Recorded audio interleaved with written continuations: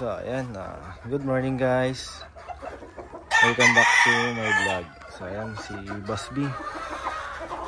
Yan ba ginagawa natin pag magpapakain tayo ng anak natin.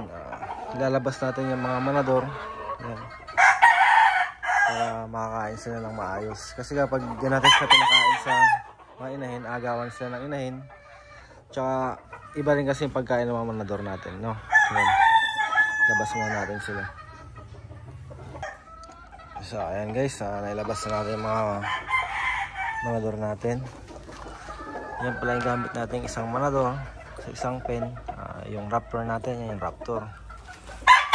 Ito yung sandy hatch natin, yan, sandy hatch. Tapos ito yung straight sweater natin, straight sweater from AAJ. Yan. Golden Boy sa 5K. Tapos ito yung AAJ natin na pure Golden Boy. Yan. Lagun na yung pulok niya. Yan siya.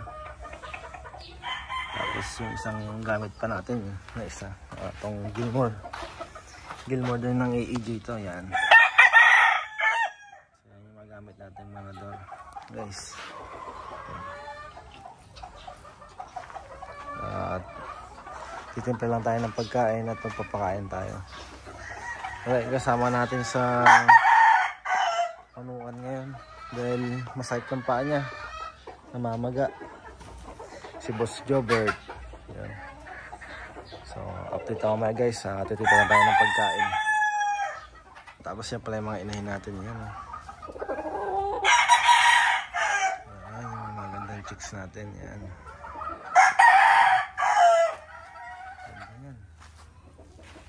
Ano itong black yan.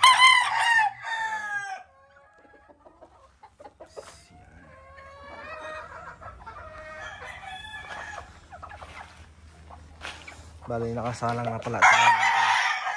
Itlog nila 100 pieces, 105 pieces. Yan lahat sila for early bird.